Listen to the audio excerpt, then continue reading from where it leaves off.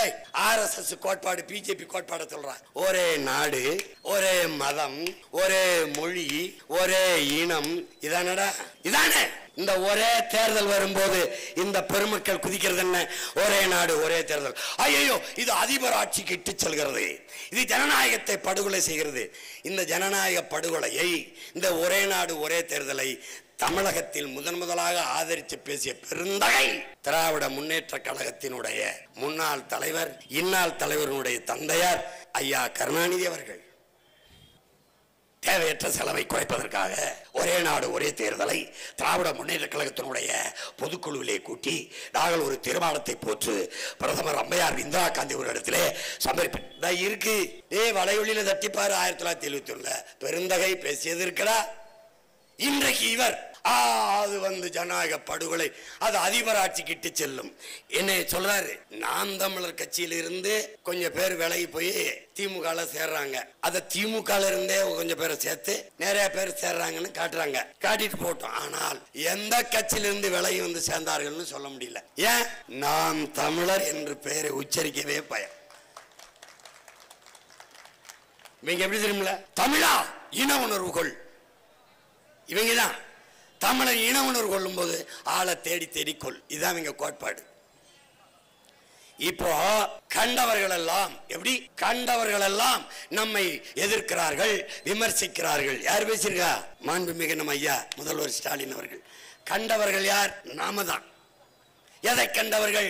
எதை கண்டவர்கள்? கணக்கில்லாத இவர்கள் ஊழலை, கணக்கில்லாத இவர்கள் லஞ்சத்தை, கேடுகட்ட முறைகட்ட இவர்கள் ஆட்சியை, அதையெல்லாம் கண்டவர்கள். கண் முன்னே நம் மண்ணின் வளத்தை திருடி திருடி வித்து கொண்டிருக்கிற இவர்களின் கொடுஞ்செயலை கண்டவர்கள்.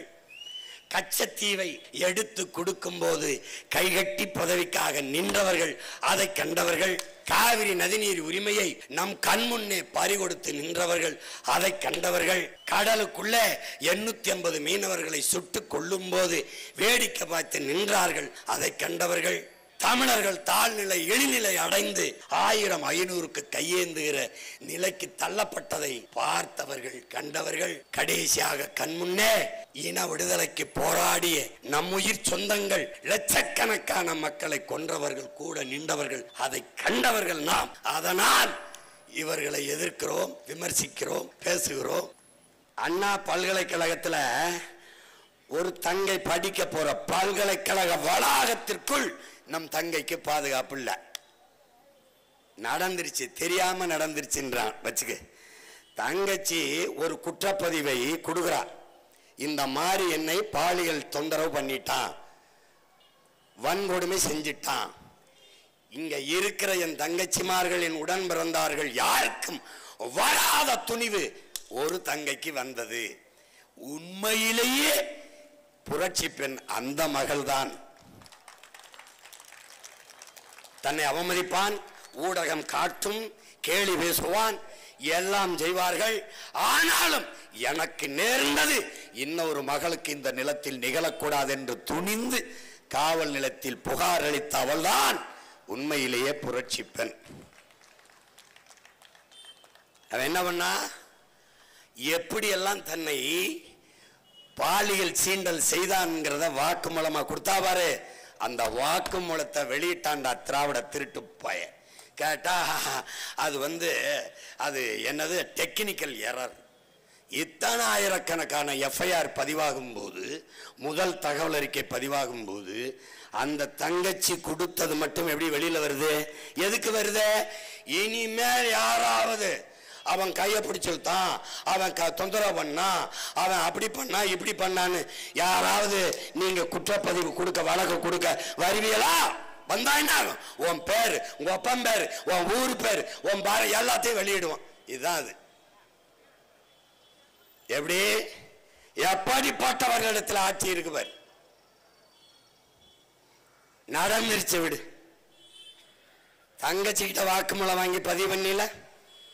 அந்த ஞானசேகரன் குற்றவாளி இருக்கல, அவன்கிட்ட ஏன் செய்தாய், எதற்காக செய்தாய், இந்த சாருக்கும் நீ அனுசரிச்சு போகணும் என்றிய அந்த சார் எந்த சார் என்று ஏதாவது விசாரிச்சு இந்த அரசு வெளியிட்டு இருக்கிறதா?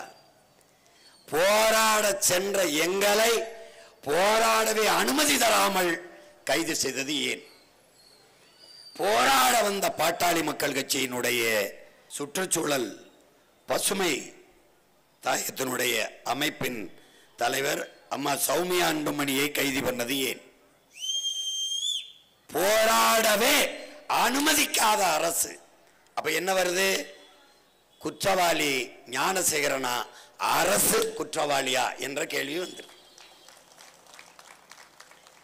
எங்களை அண்ணா பல்கலைக்கழக தங்கச்சிக்கு போராடவே அனுமதிக்காத அரசு என் வீட்டை முற்றுகையிட்டு போராடுவதற்கு 32 இயக்கங்களுக்கு 15 நாளைக்கு முன்னாடி அனுமதியை கொடுத்து முகநூல்களிலே பகிரிலே எல்லா இடத்திலும் சீமான் வீடு முற்றுகிட போறோம் எல்லாரும் வாருங்கள் வாருங்கள் என்று 17,000 சுவரொட்டிகளை தமிழ்நாடு முழுமைக்கும் அடிச்சு ஒட்ட வச்சு 3 மணி நேரம் நடுவீதியில் போக்குவரத்தை நிறுத்தி என்னையை திட்டி என்னை இழிவாக பேசி முழக்கமிட அனுமதிச்சது எப்படி?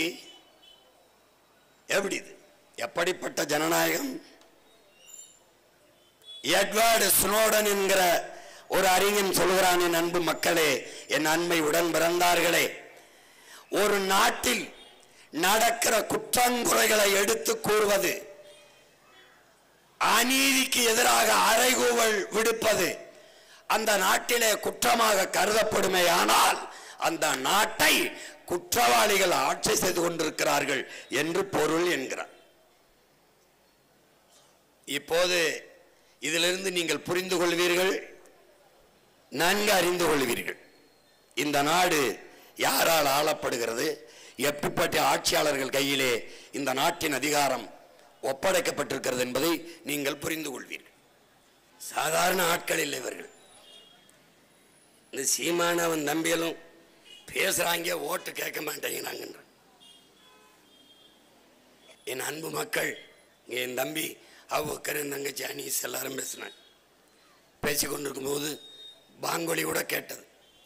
என் மக்கள்கிட்ட நீங்க எனக்கு ஓட்டு போடுங்கன்னு நான் கேட்கல. ஆனால் ஏக இறைவனிடம் 5 முறை இறையச்சத்தோடு துவா செய்கிறீங்க, தொழுகிறீங்க.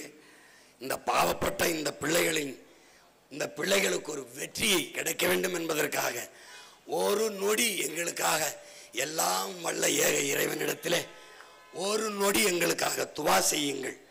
எங்களுக்கு நீங்க ஓட்டு போடுங்க, போட வேணாம் சொல்லல. இந்த பாவப்பட்ட பிள்ளைகளுக்கு ஒரு முறை வெற்றியை கொடு அல்லாஹ் என்று எங்களுக்காக ஒரு நொடி 5 வேளை தொழுகையில் ஒரு நொடி எங்களுக்காக துவா செய்யுங்கள். வேற ஒன்றும் நாங்கள் கேட்கவில்லை.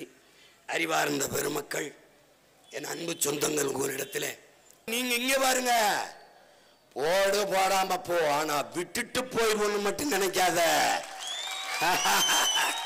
இங்க பாரு, ஆண்டு கொண்டு இருப்பவன் ஆண்டவன் எல்லாரும் விட்டு போயிட்டான். ஆனால் சிங்க மகன் நின்னு நேருக்கு நேரு நெத்திக்கு நெத்தி வா. திராவிடனா தமிழனா எப்படி மதுராம்பார், திராவிடனா தமிழனா சண்டை.